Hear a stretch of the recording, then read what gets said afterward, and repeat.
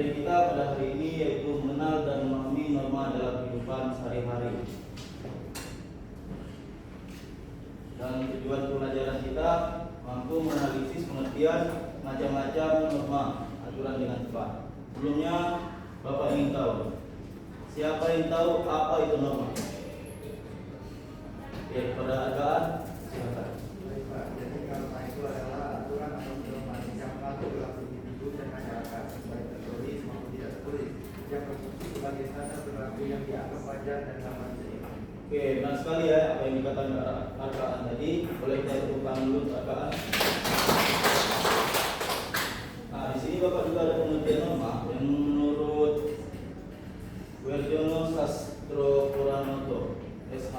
Hukum adalah aturan yang bersifat memaksa yang menentukan tingkah laku manusia. Oke, kita lanjut. Nah, di sini Bapak ada 3 pertanyaan yang mungkin ini pertanyaannya tidak sulit yang bisa dijawab oleh kalian semua. Yang bisa menjawab angkat tangan. Oke, Gepasya. Gepasya ingin menjawab yang mana? Yang nomor 1, apa yang akan terjadi Pak? Oke. Jadi misalnya apa yang akan terjadi jika sekolah tidak punya aturan? Nah, jadi jika sekolah tidak memiliki aturan, maka akan terjadi kekacauan, pembelajaran tidak kondusif dan menyebabkan konflik. Tanpa aturan, tidak ada disiplin, keamanan dan perlakuan secara, sehingga tujuan pendidikan sulit tercapai dan sekolah akan mengalami penurunan referensi yang pasti. Oke, benar sekali apa yang dikatakan Gepasya tadi. Kita beri aplaus dulu untuk Gepasya. Benar apa yang dikatakan Gepasya tadi. Jika sekolah kita tidak ada aturan, maka sekolah kita itu akan kacau. Oke, soal nomor 2, siapa yang bisa? Oke, kepada Justicia. Jadi soal yang nomor 2 itu, pernahkah kamu melihat orang yang melanggar aturan? Bagaimana perasaan? Jawabannya, ya saya pernah melihat orang melanggar aturan. Misalnya, ketika ada yang menerobos lampu merah, membuang sampah sembarangan, atau tidak menghormati antrian. Terutama jika pelanggaran itu membahayakan seperti aturan lalu lintas. Ya, benar sekali. Jadi kita untuk Justicia. Benar ya apa yang dikatakan Justicia tadi. Jika kita melihat orang yang melanggar aturan itu, rasanya kita itu kecewa dan sedih. Apalagi misalnya yang dikatakan oleh Justicia tadi, orang yang melanggar aturan lalu lintas, tiba-tiba menerobos lampu merah. Apa yang di sini? Siapa di sini yang ada menerobos lampu merah? Yang mana dia tidak pakai helm Pak? Sering banget Pak. Masuk Kelvin. Jangan dijawabin karena tidak baik kalau kita menerobos lampu merah, yang mana kita bisa mencelakai orang lain, membahayakan orang lain. Kelvin, apakah bisa dimengerti? Ngerti ya? Jangan diulangi Kelvin. Oke, pertanyaan nomor 3, siapa yang bisa? Oke, pada Andre. Pertanyaan itu mengapa masih banyak orang yang melanggar aturan? Jadi alasan itu karena banyak faktor Pak, seperti kurangnya kesadaran akan aturan, rendahnya kesadaran moral, sistem penegakan hukum yang lemah dan kesetaraan sosial dan ekonomi, serta kondisi psikologis yang buruk Pak. Ya, benar sekali apa yang dikatakan Andre tadi. Ulang dulu Andre. Oke, kita lanjut ya. Nah, macam-macam norma. Siapa yang tahu macam-macam norma itu ada berapa di Indonesia? Apa saja? Satu-satu. Siapa yang mau? Denny. Beragama Pak. Ya. Lanjut. Sila. Kesusilaan. Yang ketiga itu norma kesopanan dan terakhir norma hukum. Oke, norma agama. Norma agama merupakan suatu petunjuk hidup yang berasal dari Tuhan. Nah, ada yang tahu contoh dari norma agama ini? Ya, silakan Afika. Satu norma agama itu melaksanakan perintah seperti sholat, Pak, puasa, dan mencari larangannya. Ya, benar sekali. Bukan untuk Afika. Benar apa yang dikatakan Afika tadi. Contohnya itu sholat dan ibadah dan puasa. Nah, beribadah tepat waktu, berdoa sebelum melakukan kegiatan. Baik, kita lanjut. Norma kesusilaan. Norma kesusilaan adalah aturan yang bersumber dari hati nurani manusia tentang baik dan buruk. Ada yang tahu contoh dari norma kesusilaan ini? Ya, saya. Ya, benar sekali Mas Ayu. Oke. Nah, ini contoh yang Bapak ambil, yaitu bersikap jujur, tidak mencuri, membantu orang yang kesusahan. Selanjutnya norma kesopanan. Norma kesopanan adalah norma aturan yang berlaku dalam pergaulan masyarakat. Contoh dari norma kesopanan ini, apakah ada yang tahu? Ya, ini. Jadi menggunakan bahasa yang santun ketika berbicara dengan dewasa. Ya, benar sekali Indri. Nah, contoh yang Bapak ambil itu mengucapkan salah, berbicara dengan sopan. Benar yang kita sendiri tadi, berbicara sopan. Oke, lanjut. Norma hukum. Nah, ini norma yang sering mungkin kalian sebutkan tadi juga, teman kalian ada melanggar norma hukum ini. Norma hukum adalah aturan yang dibuat oleh lembaga resmi negara.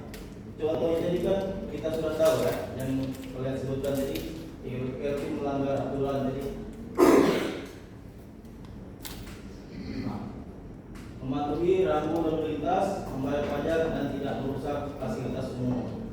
Kelvin tadi sudah melanggar ya rambu lalu lintas. Iya, norma hukum ya, rambu lalu lintas.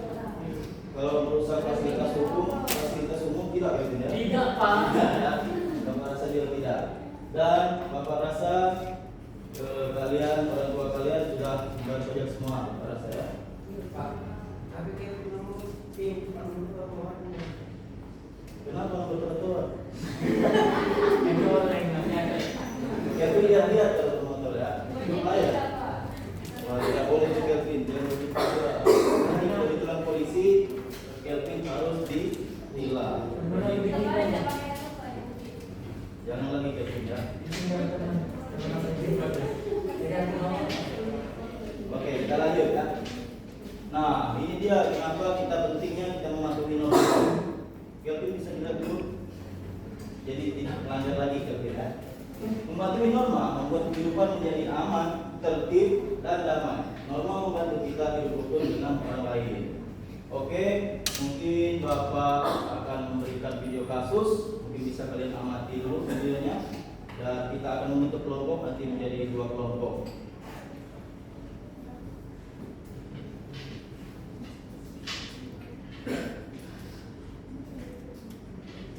Kelompok ini kelompok 1 dan ini kelompok 2 ya.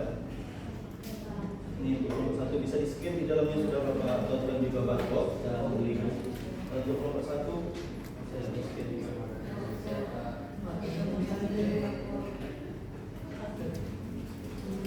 Oke, mungkin Bapak beri waktu 5 menit, apakah cukup?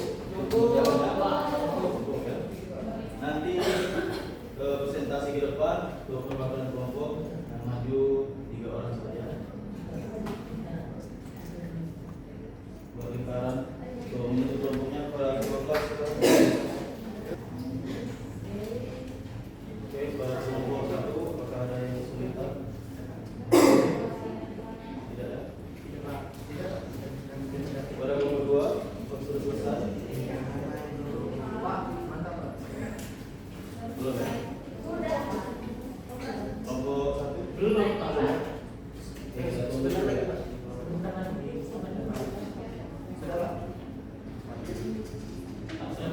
Sudah. Kelompok 2 sudah. Oke, mungkin bisa dipresentasikan ke depan. Bisa menunjuk perwakilan saja untuk menunjukkan. Dari hasil diskusi kami, pada aja silakan. Hasil diskusi kami, pada aja dipersilakan. Baik, langsung saja jawaban yang pertama itu ada persepsi risiko yang rendah mengenai pelanggaran sering merasa bahwa kecelakaan tidak akan terjadi pada mereka, atau optimis bias mengejar kepraktisan atau efisiensi waktu. Pelanggaran ini dianggap sebagai jalan pintas untuk menghemat waktu, misalnya menerobos lampu merah dan melawan arus. Selanjutnya akan dilanjutkan oleh Dila. Selanjutnya itu mengubah tujuan sanksi. Tujuan sanksi hukum adalah penderitaan sebagai pembelajaran. Sebab mengubah menjadi transaksi finansial untuk keuntungan pribadi petugas, bukan pemasukan negara, sehingga esensi hukum hilang. Hanya akan dilanjutkan oleh ahli. Yang ketiga itu pelanggaran lalu lintas atau warga tidak mengenakan. Contohnya itu warga tidak mengenakan helm. Yang mana itu melanggar etika hukum pidana dan juga petugas kepolisian itu menerima upah. Demikian dari kelompok 1, saya lanjut mungkin kelompok 2 boleh.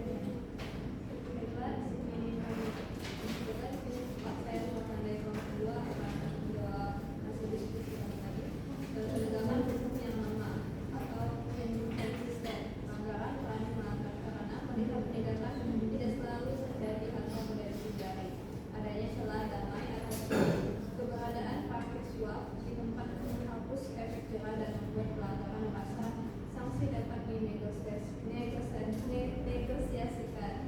Nah, selanjutnya ada tindakan suap itu antara wakil dan petugas kepolisian secara dasar merusak dan menghambat tujuan utama penegakan hukum dengan cara mengubah sanksi legal menjadi transaksi pribadi yang menentukan orang. Baiklah, saya lanjutkan.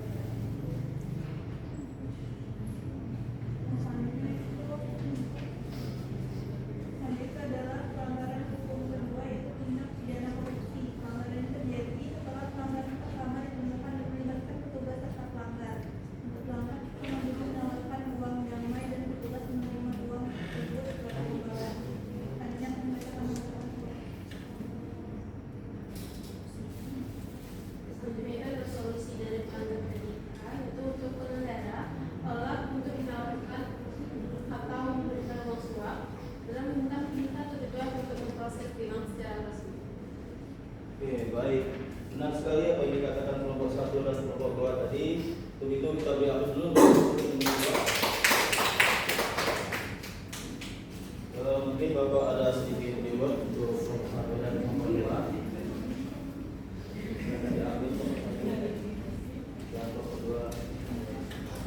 Oke, silakan untuk duduk benar apa yang dikatakan kelompok 1 dan 2 tadi, jawabannya juga sudah benar. Oke, untuk menutup kegiatan kita pada hari ini, apakah ada yang ingin memberikan kesimpulan? Ada yang ingin memberikan kesimpulan? Oke, kepada Alia. Baik Pak, untuk kesimpulan pelajaran kita hari ini mengenai norma dan aturan itu adalah dua konsep mendasar yang mengatur kehidupan masyarakat, menciptakan ketertiban dan memastikan keharmonisan sosial. Baik, benar sekali apa yang dikatakan Alia tadi. Kita beri aplaus dulu untuk Alia. Oke, mungkin sini Bapak akan menambahkan kesimpulan kita pada hari ini. Norma adalah pedoman yang mengatur perilaku manusia agar kehidupan berjalan tertib, aman, dan damai. Ada 4 macam norma-norma yang berlaku di Indonesia, yaitu norma agama, norma kesusilaan, norma kesopanan, dan norma hukum. Dengan mematuhi norma, kita dapat hidup rukun, saling menghormati, serta menjaga ketertiban di rumah, sekolah, dan masyarakat. Oke, baik, mungkin selesai sudah pertemuan kita pada hari ini. Tetap semangat untuk belajar minggu depan dan untuk evaluasi nanti Pak kirim di grup kalian. Oke, untuk menutup pembelajaran kita pada hari ini, silakan kepada ketua kelas untuk menutup dengan doa. Pada ketua kelas, silakan.